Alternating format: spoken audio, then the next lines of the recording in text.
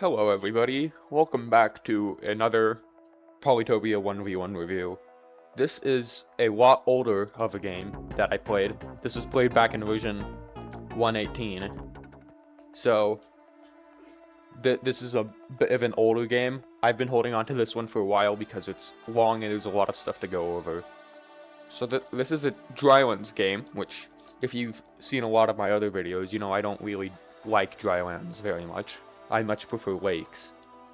But I am playing Imperius here in the north, and my opponent, Pyroshiv, is playing Imo here in the east. So, here at the beginning, they move their Mindbender towards me. I use some standard moves. So, they get Meditation here. Likely for the Altar of Peace, but still, that's not something you'll see very much anymore. Is getting the Pacifist Monument early in the game. It's something you'll see in IMO 1v1s, but not really anywhere else. They get Organization before they capture, so they can level up both their cities. I get Writing before I capture. And I upgrade for an Explorer, which gets me Vision of this, and the Explorer doubles back to get Meeting Stars with IMO. They also get an Explorer, and they just get a ton of vision on my main areas, like the area, my capital and suburbs.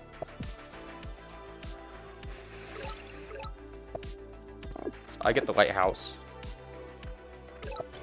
They keep expanding, they keep upgrading their cities.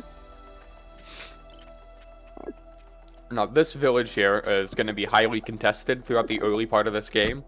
So for a few turns, they get their Altar of Peace, and so now they can start attacking. I get roads, because, as you know, Rider Roads is the most powerful strategy. And this is really the game that I played where Rider Roads really clicked for me. Where I started figuring out what it's all about and how to execute it. I step onto that village, thinking they won't be able to kick me off of it. Because they've only got one unit in range. Like, how can they kick me off? Oh, they've got 2 units in range and roads. So.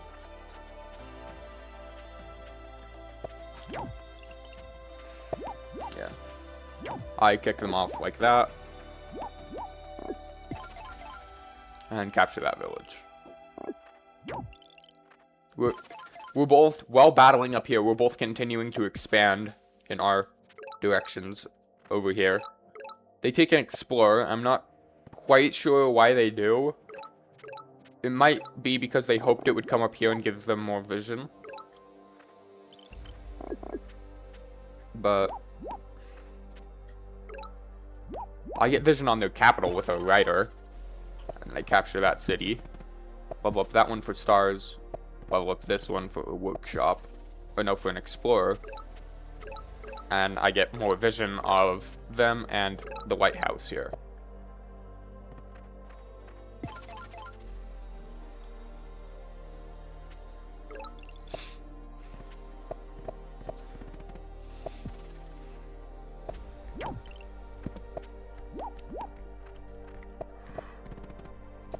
They upgrade for border growth, but don't quite get a giant this turn. So I connect here, upgrade for border growth, but also don't get a giant. Step onto this ruin.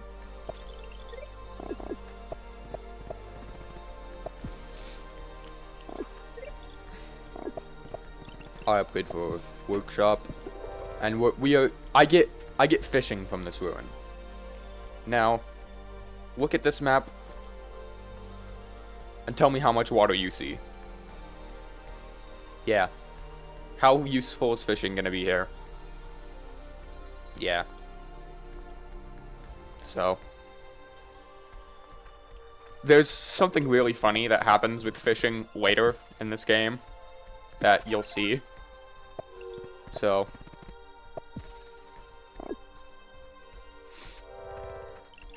They get an Explorer from this ruin. And so they get more vision of basically every city I'm going to own throughout this entire game. They sieged a city. I can fortunately unsiege. Now, I don't know why I did what I'm about to do here, instead of just unsieging normally. Perhaps I didn't know I could, but I instead decided that giant pushing is the best way to unsiege. I'm not certain why I did that. Probably made sense at the time. I probably wouldn't have done it now. This writer becomes a veteran and they get mathematics, so they can make catapults and, but more importantly for IMO, they can make sawmills.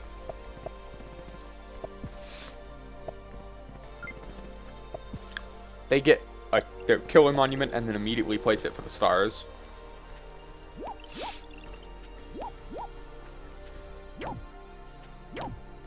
I siege again, hoping to deny them stars, even knowing they probably can unsiege there.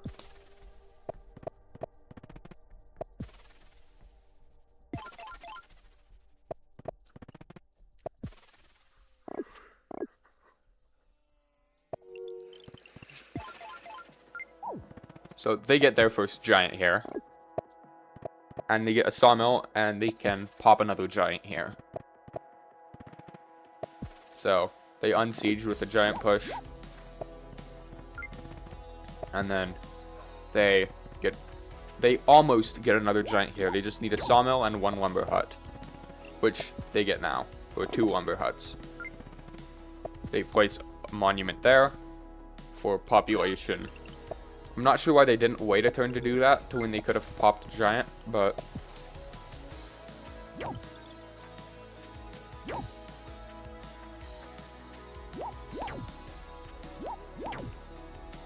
I don't move my giant right next to the city. And there's a reason I did this, because if you look at how much damage their giant does to mine, it's 12. If you look at how much mine does to theirs, it's 13. But if they were allowed to hit my giant first, it would deal more damage than my giant would deal to their giant.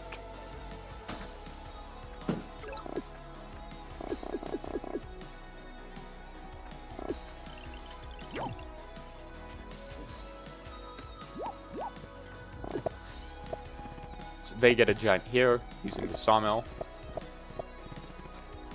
They upgrade for population growth here, but don't quite get a giant. They couldn't quite have gotten a giant. They don't have enough stars, just barely. So I kick them off of this ruin, but abandon the village. I siege with a veteran rider. And I hope they can't unsiege, because they've only got 2 units that could possibly hit in range. 3. They have 3 units that could hit, but they'd have to step off this village. They get trade, which I don't see this at the time, but then they do this, they chop, and then they get a market. I see this market, and I kind of go, uh-oh. That's not good. I get sailing. I get sailing from this ruin. This is the only time in a drylands game I've ever gotten more than just fishing. Although I do know somebody that's gotten all 5 of these texts from runes in a dryland game. So I get the Eye of God monument by getting all the lighthouses. And at this point, because I'd seen this market, I kind of went, okay. At this point, it's all in. I have to make an all-out attack on their capital right now, or I will lose this game. Because I can't stand against an economy that has less cities than I do. It's got 1, 2, 3, 4, 5, 6, 7 cities. And I have 1, 2, 3, 4, 5, 6, 7, 8, 9 cities. So I'm up by 2 cities. And they've got an economy that's basically equal to mine. Which, for me, is not good. Not good at all. So I see that market go up and I'm like, I have to attack them and I have to win decisively now. So I leave this city open. because I didn't have enough stars to train something in it, and the giant could kill it anyways. This, if they had not moved into the city, it would have been better for them than what happened here. What happened here? Well, it's been featured once before in one of my videos.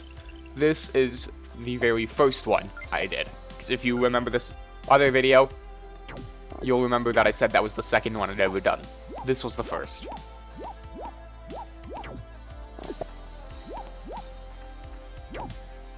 So, I surround them with raiders, and then use 2 monuments to pop a giant. In one of the games I was playing recently, I'm like, man, I had 3 monuments in one city, and I'm like, dang, that's a lot. Yeah, if you look at this city, it's just 4 monuments in a single city, which is absolutely bonkers. I've never done that before, I'm pretty sure. I have no monuments in any other city. All of the monuments are in this city. So, yeah. Then after that, I'm causing havoc. This city, I can't defend. I accept that. I'm gonna lose that city. Instead of getting a giant, I get a poke.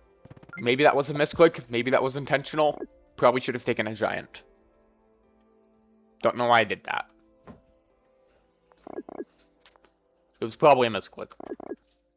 But you can never be sure. So they get free spirit and chivalry, so they can get knights, because I've got like all the riders, and they think it might be helpful. Unfortunately for them, I can see the knights, so I know to avoid getting chained. So I siege their capital. I'm not sure why I don't bounce this rider here to avoid getting chained like this. I could have, but I didn't, and I'm not sure why. I probably just overlooked it. So I bounced it forwards one, allowing the chain still, instead of in one, which would have been so much better. Because they can chain here, and then they hit the giant intentionally so they can train another unit here. Or in this case, pop a giant. They get another small chain here.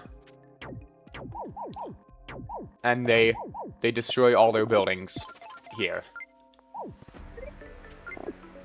So I have as little population there and can't possibly pop a giant. Which it's good strategy. It's scorched earth. So I deal more damage to their giant than they do to mine. I'm moving forwards all my units. I'm watching out for any knights. The only knight they have is over here.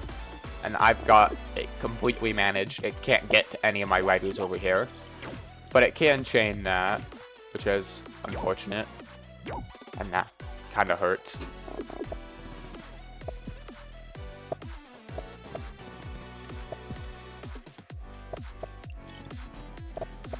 They chop and place another market here. So they've got 2 level 5 markets. So they're getting 10 extra stars per turn from those. But on my turn, I kill this giant. And I use my own knight to siege this city. Thus blocking this knight from reaching here. Which it would not have been able to kill anyways. They would have needed to hit it with anything else, which they could not have done. So after a desperate last attempt to unsiege like this, they get farming, and then they resign. So, thank you all so much for watching.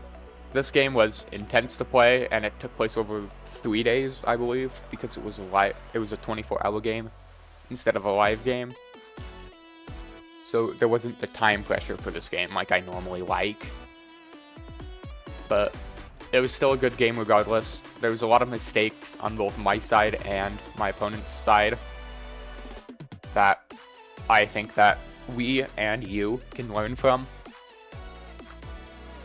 So I thank you all so much for watching, and if you liked the video, please Don't forget to subscribe and leave a like. And I will see you in the next one. Goodbye.